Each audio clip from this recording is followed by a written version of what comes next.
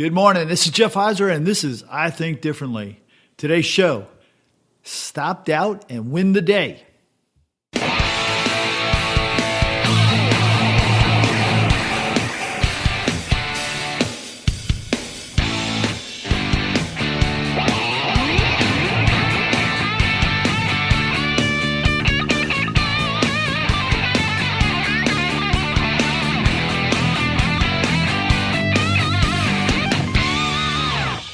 Good morning, and thanks for joining in again here on I Think Differently. This is Jeff Heiser, and I'm coming to you today from Texas, from a little town called Little Elm.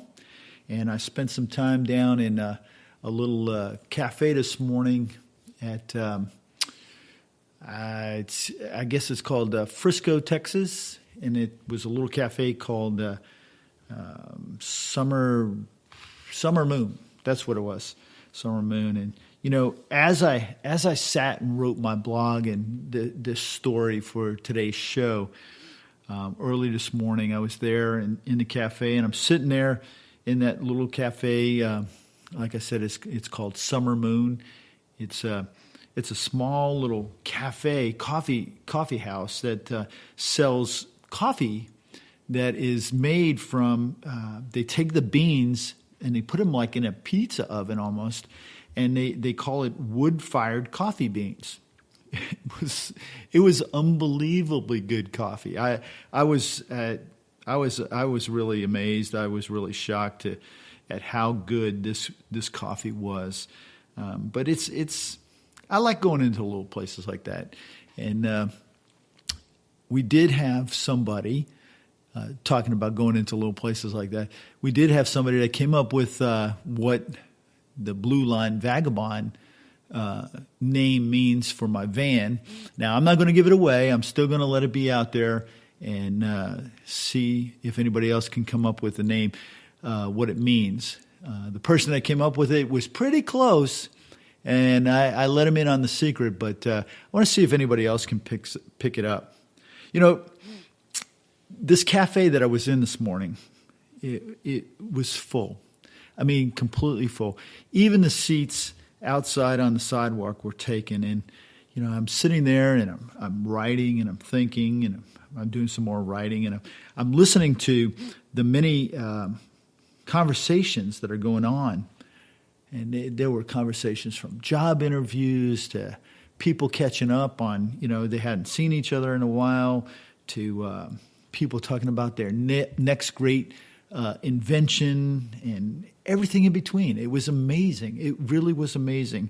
You know, sitting there, I didn't hear any excuses from people. I didn't hear any reasons why something couldn't be done or wouldn't be done. What I did hear was really fresh. It was encouraging, and it was really spirited conversation of life. I guess you could say I was sitting there as I realized it, sitting there witnessing life in action. It was amazing. If you haven't done this, if you haven't gone to a place that you haven't been before, go. Find a place, go. Sit down, get a cup of coffee, and just listen and observe what's going on inside. You know, I realized that I didn't hear any negative talk. I didn't hear any negative TV blaring. I didn't hear any negative talk radio blaring or booming out of oversized speakers. It was just life happening. It was like almost surreal at some points, because I felt like I was removed and I was just watching people and listening to their conversations. And every once in a while, a conversation would come in really clear to me. Or, you know, from the little baby, the babies that were in there crying, sometimes it would come very clear that those babies, and I would focus there, or I'd focus on the job interview that was going on right next to me in the table next to me. But it was life happening. You know, it reminded me that you don't want to go through life. You don't want to live your life with the notion that you can't, or that the world or your life is just a lost cause. Because Honestly, it's not. It really isn't. All you need to do is change your thinking. If you change your thinking, all things are possible. Anything is possible. So much of what is possible remains dormant, though. It never becomes reality. You know, Wayne Dyer stated it so clearly when he said, "An infinity of forests lie dormant inside the dreams of one acorn." You know, anyone can count the number of seeds in an apple, but I don't know anyone who can tell me the number of apples that are in one single apple seed. Think about that. The number of apples in one single apple seed. It's a metaphor for the number of people that you could affect with your one single idea that you follow through on. My point is this: our minds, our goal minds that are just full of seeds that go unplanted. Ideas that just never happen. All because we let doubt. We let doubt rule the day by letting those seeds of great ideas go unplanted throughout most of our life. You know you have ideas. You know people that have had ideas that have done nothing with them because at some point they started to doubt that idea and didn't follow through. Why? They sit there and, why should I? You know, what if I fail? What if it doesn't work? What if this? What if that? See, fear is the reason we let our ideas go. Fear drives our doubt. Shift your fear by changing your thinking. Hey, that's an idea. I talk about that every week. If you change your thinking, you change your fear.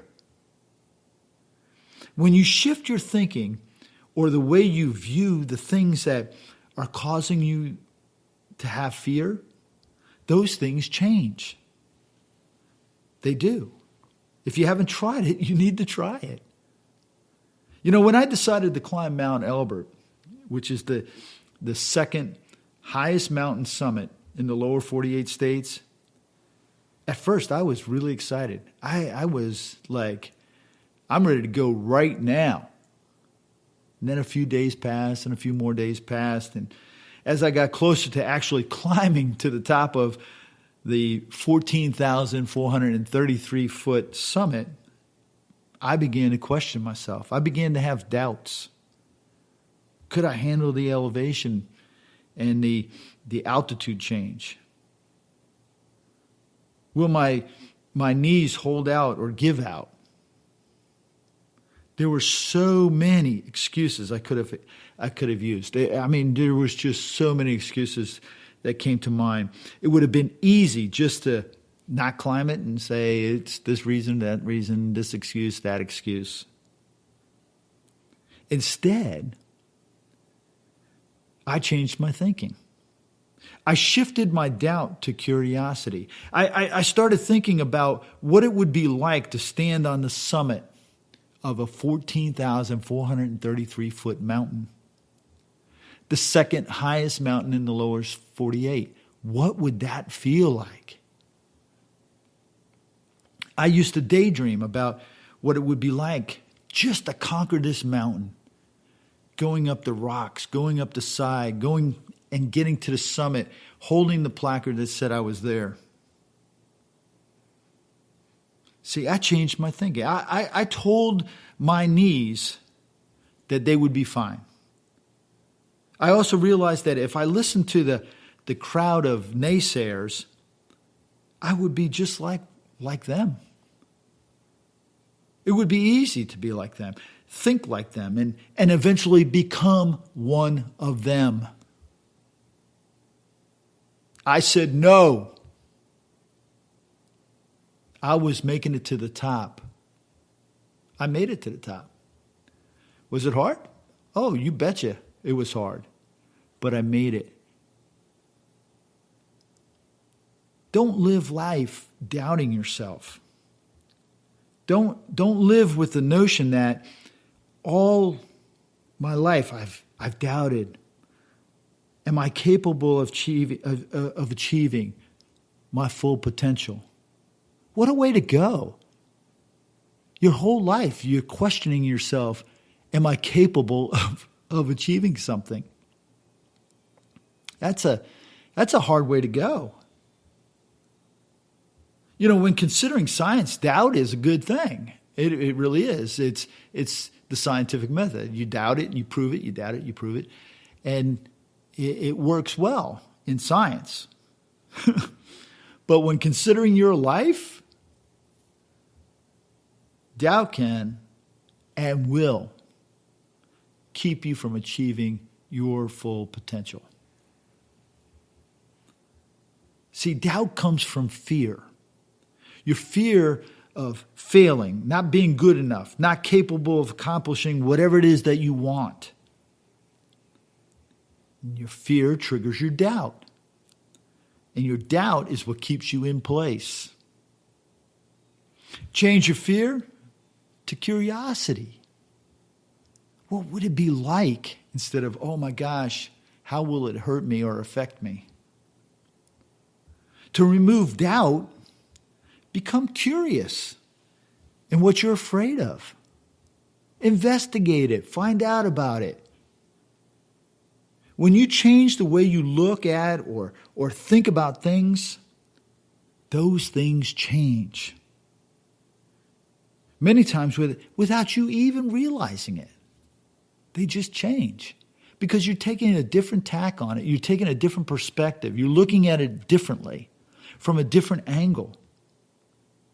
When you become curious about your fear, your doubt changes course. Sometimes it doesn't even show up for the game. Doubt also drives your negative thinking. Our negative thinking is the most debilitating thing that we can do to ourselves. But we have to deal with it on a day-to-day basis. In other words, your negative thinking gives power to your doubt. The more negative you think, the more doubt you have. It's easy. Remove the negative thinking, and you remove your doubt. You know, nobody ever told me that. But I'm telling you it right now. Stop thinking negatively. When you stop thinking negatively, you remove the doubt that you have about whatever it is that you're trying to accomplish or that you want. When you remove the negative thinking, all things are possible. For many, doubt is very difficult to deal with. I know people that have lived with doubt their entire life and they just cannot shake it. See, it tricks the mind into believing that you're better off taking the safer options. No, that's not true. But it does trick your mind into taking a safer option, which keeps you stuck in your place, in your comfort zone. Thanks to doubt, you may believe the safe option is your only option. But again, that's not true. It's not reality. It's not reality. Have you ever had an idea that you were totally and completely inspired by? It was the biggest idea, the best idea, the most amazing idea you have ever had. And then doubt kicks in. And your awesome, most inspiring idea that you've ever had, that you were ever so excited about, becomes just a fleeting thought.